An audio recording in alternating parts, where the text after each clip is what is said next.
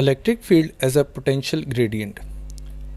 आज के इस लेक्चर में हमने पोटेंशियल ग्रेडियंट के बारे में पढ़ना है।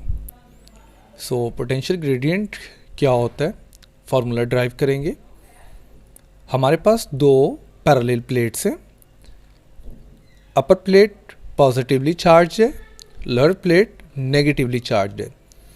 इन दोनों के दरमियान में जो इलेक्ट्रिक फील्ड लाइंस हैं वो पॉजिटिव टू नेगेटिव है। एक पॉइंट चार्ज Q लेते हैं, टेस्ट पॉइंट चार्ज इन दोनों प्लेट्स के दरमियान में Q0, और इस Q0 को हम पॉजिटिव प्लेट की तरफ मूव करवाते हैं। फोर्स कहाँ पर अप्लाई होगी, किस डायरेक्शन में? पॉजिटिव प्लेट्स की जानिब। From point A to B means negative जो हमारे पास प्लेट है हमने उसको A का नाम दिया, और जो पॉजिटिव प्लेट है उसको B का नाम दिया।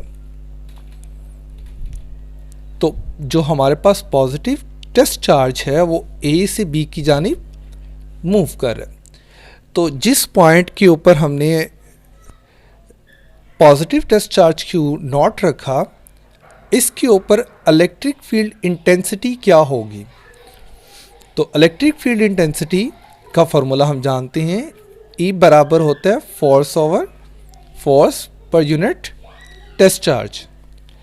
तो यहाँ से हम जो इस पॉजिटिव टेस्ट चार्ज के ऊपर फोर्स अप्लाई हो रही है उसको कैलकुलेट कर सकते हैं। यानी Q0 किस से मल्टीप्लाई होगा? इलेक्ट्रिक फील्ड से, E से। तो फोर्स किसकी इक्वल आ जाएगी? Q0 into E। नाउ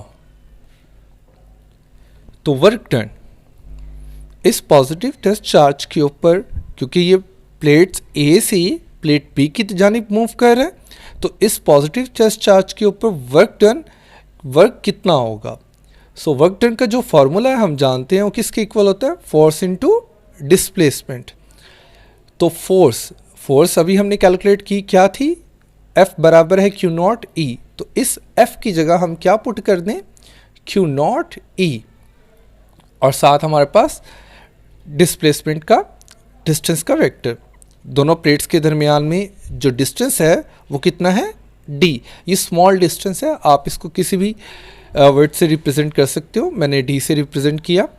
तो E और D दोनों के दरमियान में देखिए आप, ये जो हमारे पास E इंटू D है इसके साथ Q0 मल्टीप्लाई हो रहा है। Q0 क्या होगा? By cross multiplication left hand side पर डिवाइड हो जाएगा। तो E डॉट D बराबर है work done divided by Q0। हम इसको किस तरह पढ़ेंगे, रीड करेंगे कि जो हमारे पास वर्क डन है किसके ऊपर? On a unit positive charge Q0 किसके इक्वल? E डॉट D के इक्वल है। हम इसको इक्वेशन नंबर 1 का नाम दे देते हैं। Now work done per unit positive charge from A to B।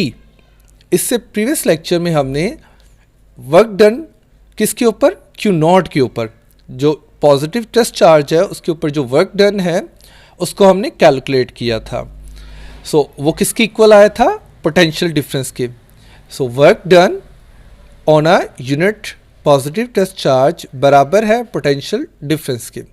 इसको हम नाम दे देते हैं इक्वेशन नंबर 2 का। नाउ इक्वेशन नंबर 1 और इक्वेशन नंबर 2 आप देखें, इक्वेशन नंबर 1 की जो राइट हैंड साइड और इक्वेशन नंबर 2 की जो लेफ्ट हैंड साइड दोनों इक्वल हैं।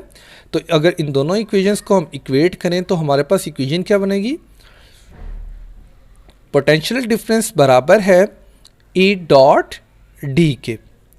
ये हमारे पास दोनों को इक्वेट करने पर इक्वेशन बनी। अब अगर आप देखें तो इलेक्ट्रिक फील्ड लाइंस और जो हमारे पास यूनिट पॉजिटिव टेस्ट चार्ज की मूवमेंट की डायरेक्शन है, दोनों क्या है? अगर आप देखें तो अगर मैं डॉट प्रोडक्ट को रिमूव करूं तो ये क्या आएगा? Cos of theta. अब इनकी डायरेक्शन देखें तो ये जो हमारे पास जिस पॉजिटिव टेस्ट चार्ज को हम मूव कर रहा है किसकी डायरेक्शन में? ऑपोजिट डायरेक्शन में। किसकी? इलेक्ट्रिक फील्ड लाइंस की। E और D इन दोनों के दरमियान में कितना एंगल होगा?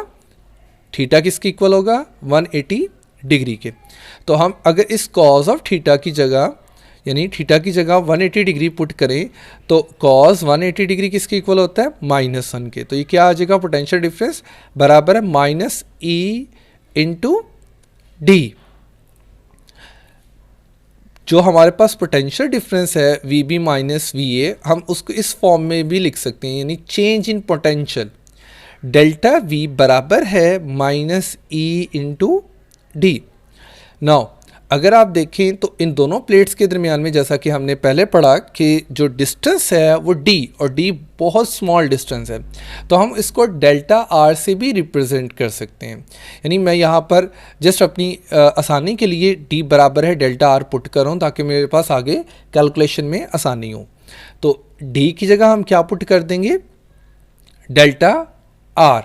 E है वो किसके इक्वल आएगा, यानी ये जो डेल्टा R है ये by cross multiplication left hand side पर जाकर डिवाइड हो जाएगा, और नेगेटिव है अगर हम दोनों तरफ माइनस से मल्टीप्लाई करेंगे तो फिर हमारे पास जो इलेक्ट्रिक फील्ड है, इंटेंसिटी का जो मैग्नीट्यूड है वो किसके इक्वल आएगा, negative of the change in potential with respect to change in displacement, जो हमारे पास दोनों के दरमियान में स्मॉल डिस्टेंस है।